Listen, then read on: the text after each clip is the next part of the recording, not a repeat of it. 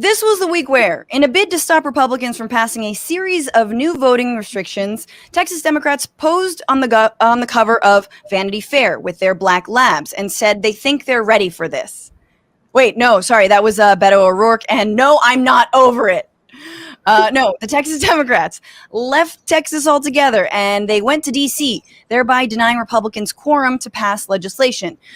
They've been in D.C. lobbying for support of a federal For the People bill, which would enshrine voting rights and allow them to work on putting out other fires that Greg Abbott is lighting perpetually. So they met with Joe Manchin, and he initially was like, and I was initially like, maybe he's going to cave to their demands to, end the filibuster, and surprise, he says he will not. It's mostly just par for the course for him.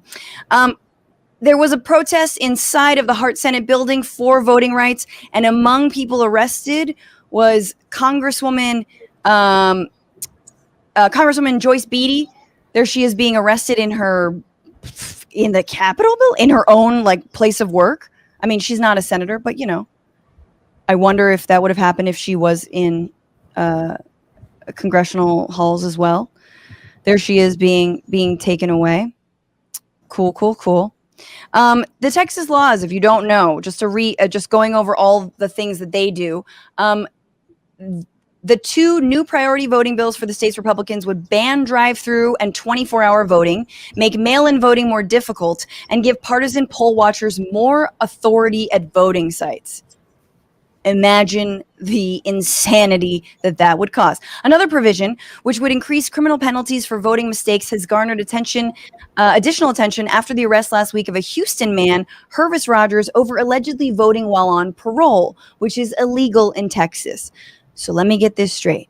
A man was arrested for voting, but no one from the state's electricity council has been arrested for letting 200 Texans freeze to death in February, thanks to their negligence. All right. That just making sure we're clear here.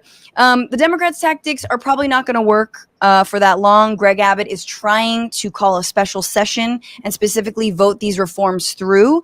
And they're trying to arrest them. So furious Republicans have promised not to negotiate over the bill despite the Democratic bloc, instead promising arrests for fleeing lawmakers once they return, decrying them for abdicating their responsibilities, and hammering them, this was fun, over a case of Miller Lite pictured on one of their getaway buses to the airport, which is weird that Politico would call them getaway buses. Like, what? What are you talking about? The Republican State Leadership Committee and Associated Republicans of Texas launched a joint 6-figure ad campaign targeting Texas House Democrats in swing states, calling their move a publicity stunt.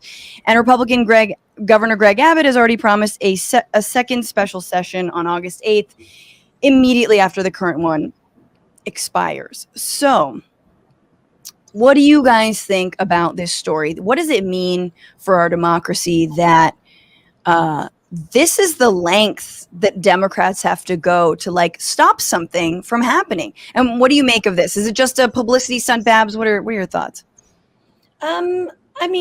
No, I don't think it's a publicity stunt. I think they're doing the only thing they think they can do. I can't imagine the vibe on that plane. I feel like it's the opposite of going to Vegas or something. You're just no, I don't care how much Miller Lite there is. That's probably not a fun ride. I'm don't know. I'm disgusted.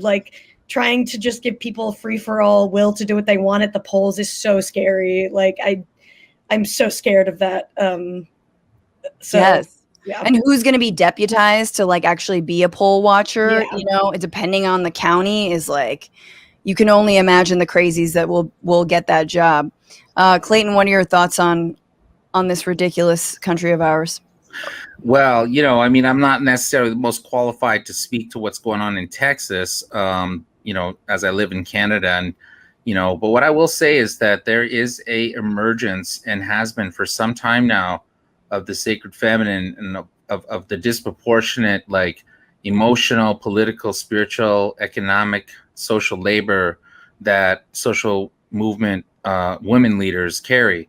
And, it's no different in the Indigenous rights movement. And here in Canada, because of the political pressure that the Prime Minister has been facing as a result of, Indigenous-led campaigns against Canada's whole economy and extractive model related to oil and gas and everything else that they're pulling out of native lands.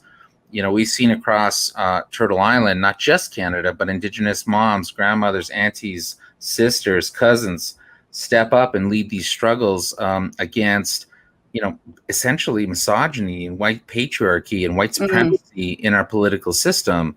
And, here in Canada, we just saw the Prime Minister, Justin Trudeau. He's kind of like this, like, Justin Bieber kind of political leader, and everybody like sexualizes him and whatever. But, he had to appoint an Indigenous governor, Mary Simons. She's Inuk. And not to take anything away from her. She's a warrior, and she's been at it since the 70s fighting, for Indigenous rights. And she's now the official representative of the Queen of England here in Canada. And we just had the first First Nations woman elected as the national chief of Canada at the Assembly of First Nations. And so there's big changes that are happening, I think, across social movement sectors. And so, seeing that brave candidate step up against this attack on democracy and voting, and get arrested in the House of Work.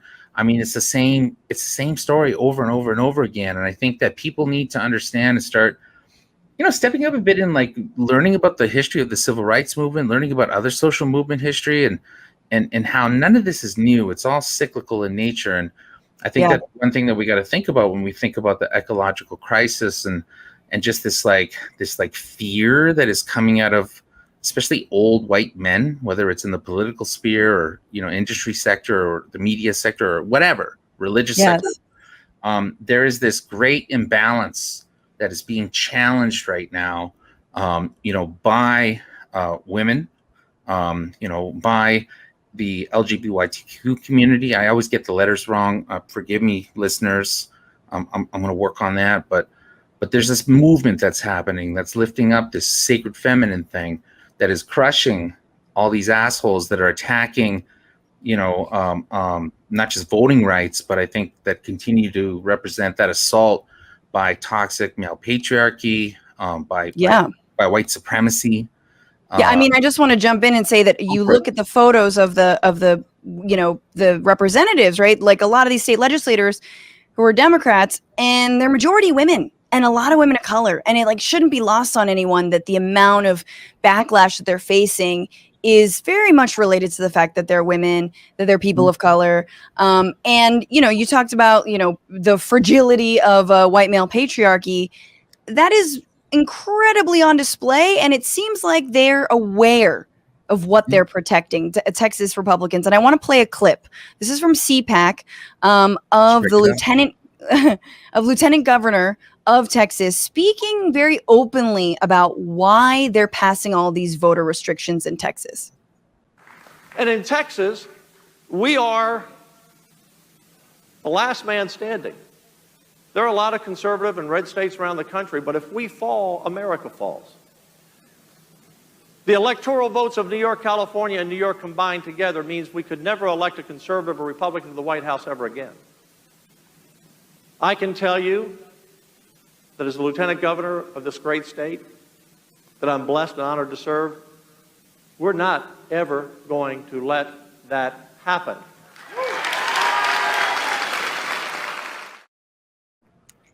Wow, that's some tread on me bullshit. Ooh.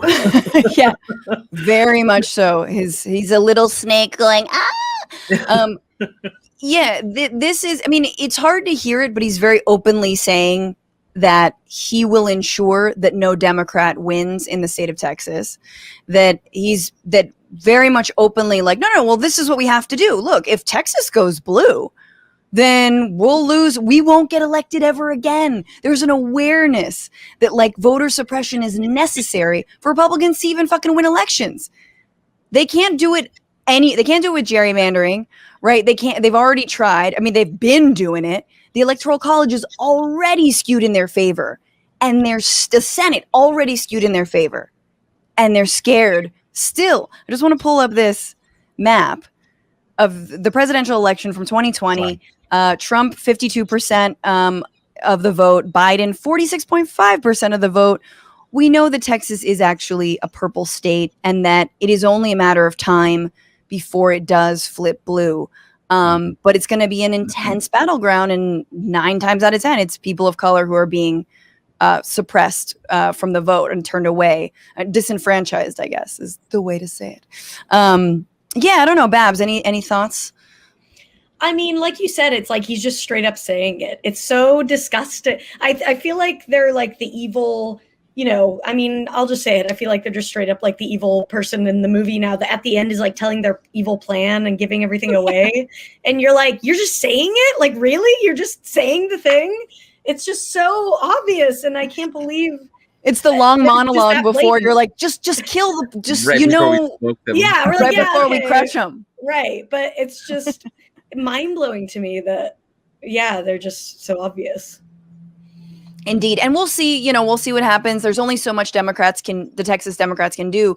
My thing is very much going back to Manchin, looking at the way the people in DC, because they're like sitting there, they're like meeting with them, they're getting all these press interviews and like feel like Schumer and Manchin are like, cool, we're not going to be able to help you. like thanks, it's just, and that's so sad because you have people on the ground being like, yo, we can't hold back this sort of this line any longer, that we're being clobbered here by these Republicans, and Greg Abbott has been really on a warpath in Texas. And so it is such a sign. And so obviously I didn't expect Manchin to change his mind about the filibuster because the guy is just made of, lies and like, I don't know, used tampons. I think that's just what he's made of. But maybe not even that nice. Grease trap, yeah. Yeah, just mold and lies. And so, but at the same time, I'm like, okay, face to face with some of these Democrats who are like, please help us out. Still unfazed, still unmoved. What's going on, Frantifa? If you haven't already, subscribe to this channel right now. Hit that button. And also, you can become a patron and support the show every single week. Get access to bonus episodes and exclusive merchandise. Patreon.com/Bitchuation Room. Do it.